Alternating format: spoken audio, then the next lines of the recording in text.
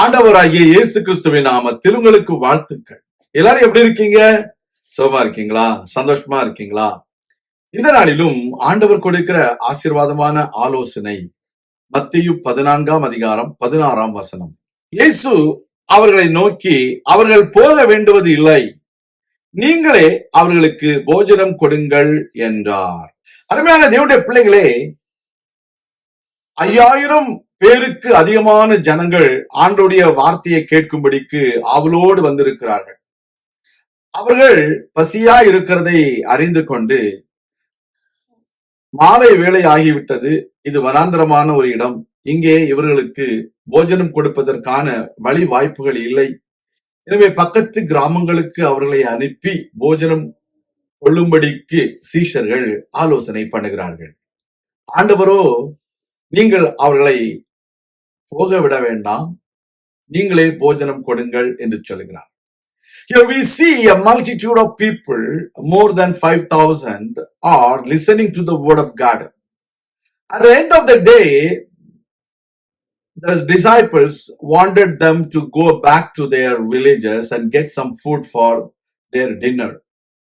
But the Lord Jesus Christ tells the disciples, they do not need to go away, but you give them food to eat.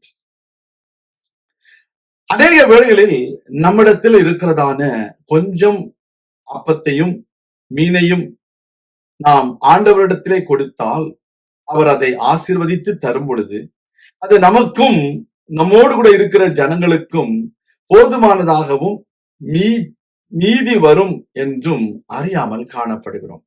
There are times we do not realize the bread and the fish what we have is going to be a blessing to us and to the people around us, because we always think about the present condition, the present economy what we have in hand. But when we give the present economy or the finance or the things that we have in our hand to the Lord, He is going to multiply and give it back to us so that we will be a blessing to many people. Children of God, you are able to feed so many people with the resources what you have. Only thing you need to give it to God so that He will bless it and multiply and give it back, so that you can feed so many millions of people. You are able to feed so many people.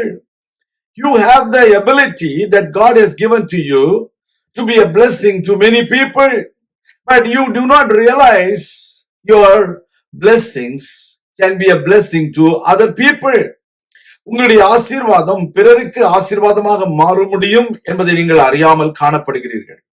அதனால என்னிடத்தில் ஒன்றுமில்லை, எங்களிடத்தில் ஒன்றுமில்லை, அவர்களை போக விடுங்கள், நான் எனக்கு மாத்திரம்தான் வைத்திருக்கிறேன் என்று நினைக்கிற மனிதர்களை உலகத்தில் பார்க்கிறோம்.